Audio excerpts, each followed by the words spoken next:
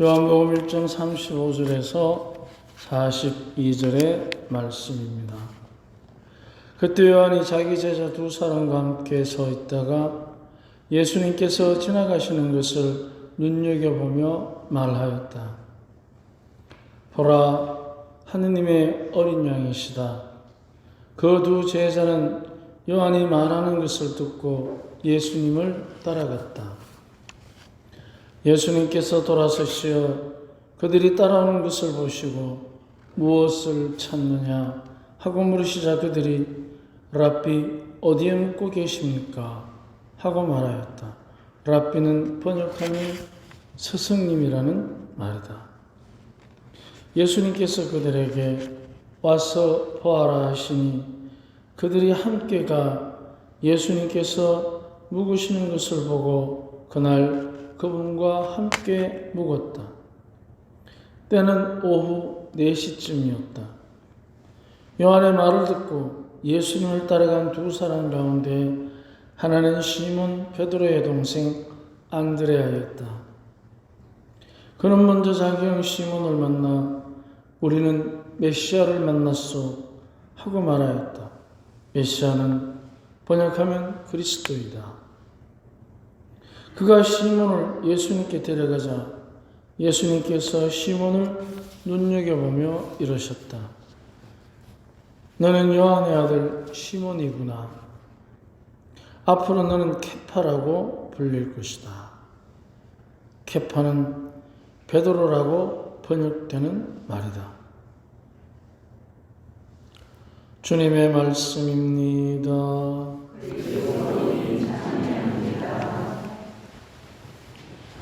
추운데 여기까지 미사 오셔서 고맙습니다. 우리는 메시아를 만났소 하고 안드레아가 얘기를 합니다. 어떻게 해서 메시아를 알아볼 수 있을까? 그것은 보는 사람의 마음도 중요하지만 이제 그들에게 새로움을 체험하게 해주는 예수님의 살아계신 그분의 품위를 증명해주는 답이 됩니다. 왜냐하면 우리가 메시아를 만나서 할 때 하면 메시아는 구세주라는 뜻입니다. 구세주, 기름 부은 자. 구세주인데 어떤 구세주인가? 바로 그것은 오늘 독서에 적나라하게 분명하게 우리에게 알려줍니다. 그것은 요한 1서 1장 7절에서 10절까지 말씀인데 아주 중요한 말씀입니다. 그분이 왜 구세주이신가? 첫 번째 8절에 보면 하느님의 자녀와 악마의 자녀는 이렇게 뚜렷이 드러납니다. 하느님의 자녀와 악마의 자녀의 차이는 죄를 짓고 안 짓고를 의미하는 것입니다. 그럼 우리가 고백성사 보기 전에 죄를 지으면 하느님의 자녀가 아니고 죄를 안 지으면 하느님의 자녀가 됩니까? 이런 질문이 가능합니다. 그것은 우리가 고백성사 보는 이유를 근본적으로 오해하는 것입니다. 왜냐하면 고백성사 보고 안 보고의 문제보다 그 고백성사보다 앞선 문제, 그게 뭐냐면 하느님의 자녀로 살아가면서 우리가 죄를 짓게 되었을 때 하느님의 자녀에 속하지 않습니까? 거기에는 여러 가지 교회의 신학적인 얘기가 있습니다만은 특히 그 중에는 우리들 스스로가 대죄를 짓게 되면 하나님과의 관계를 끊는 그런 스스로의 선택을 하는 유혹을 받을 때가 있습니다. 그럼 유혹을 받아서 우리가 죄를 지었을 때 우리는 과연 어떻게 됩니까? 근데 우리는 근본적으로 하느님의 용서를 의지하고 있는 나약한 자녀입니다. 그렇기 때문에 하느님께서 항상 우리를 죄를 짓지 않는 상태로 초대하고 계시다는 하느님의 부르심을 우리는 근본적으로 믿는 사람들입니다. 그렇기 때문에 특히 우리 가톨릭 신자들에게 있어서 고해성사라는 것은 굉장히 중요한 은총의 통로가 되는 것입니다. 그렇기 때문에 고해성사를 본다는 자체가 이미 죄를 끊어버리고 하느님의 은총 안에서 더 착실한 하느님의 자녀로 살아가겠다라는 용기를 갖고 있기 때문에 그 실천을 하는 것입니다. 그래서 고해성사가 무엇보다도 아주 소중한 하느님의 은총의 통로가 된다는 것을 우리는 반드시 기억해야 합니다. 그래서 하느님의 근본적인 하느님의 아들 당신의 외아들을 통해서 우리에게 주시고자 하는 축복, 바로 그것은 우리를 끊임없이 악마가 한 일에서부터 우리를 구하기 위해서, 그래서 7절에 보면 악마가 한 일을 없애버리시려고 하느님의 아들님께서 나타나셨던 것입니다. 이게 바로 하느님의 아들, 즉 성탄을 아직 지내고 있기 때문에 공연대축을 앞두고 우리가 아기 예수님이 이 세상에 오신 이유, 그것은 우리를 징벌하기 위한 것이 아니라 악마를 이겨내게 하시려고. 그래서 우리가 주 예수 그리스도의 이름으로 세례를 받게 되면 바로 악마가 한 일을 없애버리는 하느님의 자녀로 태어나는 것입니다. 이 엄청난 일을 우리는 사실은 가끔 신앙인으로 살아가면서 제대로 못 느낄 때가 참 많습니다. 그 이유 중에 하나를 먼저 아십니까? 하느님에게 우리의 죄를 용서하게 해달라고 하는 것이 아니고 복을 빌리기 때문에 그렇습니다. 그것을 기복신앙이라고 합니다. 이게 이제 우리 나이 드신 우리 어르신들이 계시는데, 자, 이 상태로 100살 넘게 살고 싶으십니까?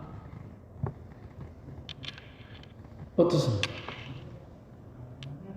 하느님에게로 가서 하느님의 나라에 평화롭게 살고 싶습니까? 말은 하느님의 나라 하지만 그래서 하는 말이 있어요.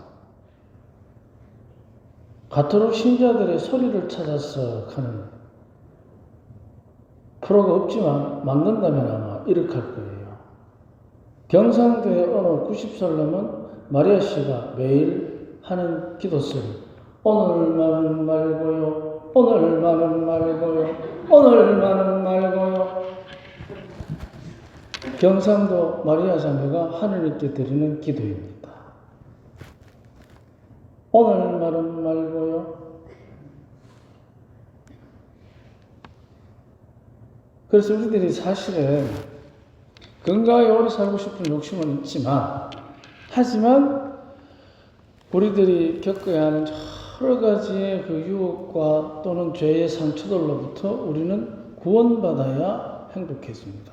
바로 그게 뭐냐면 하느님의 아드님이 이 세상에 오신 이유, 악마가 한 일을 없애버리려고, 하고자 하는 일을 막고 한 일을 없애고, 우리는 이미 악마가 한 일에 상처를 받고 있는 상태예요. 죄를 지었기 때문에.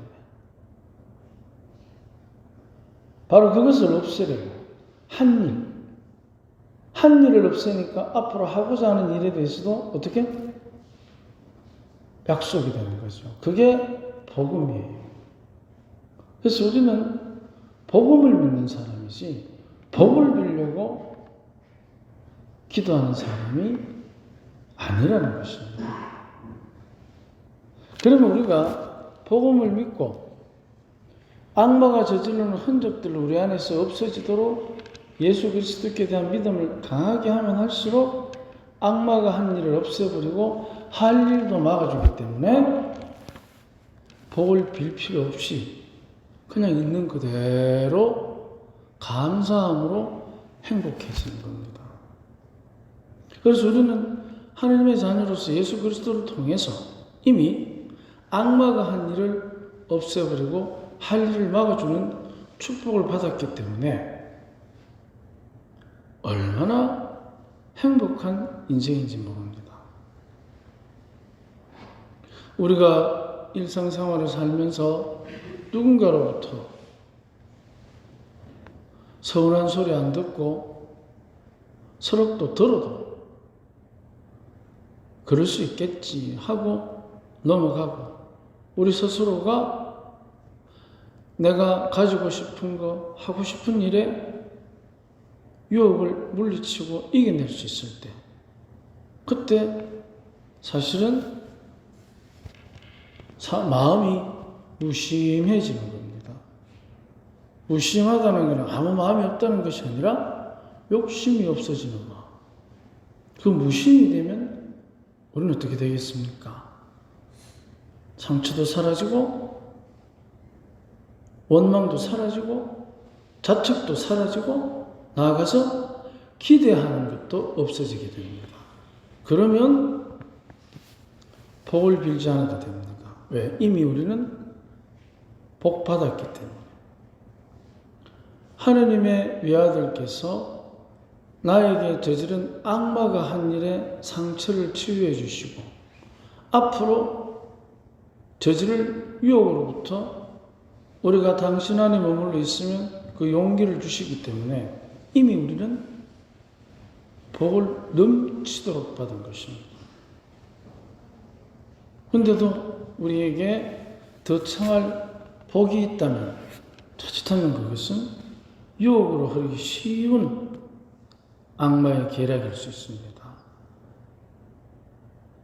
정말 우리에게 악마가 한 일을 없애시려고 오시는 주님. 그 주님이 말씀이 되어 우리에게 이 미사 중에 오시고 빵이 되어 오신다는 것. 더더구나 들어서 한 몸이 되고 먹어서 한 몸이 되는 이 축복의 순간.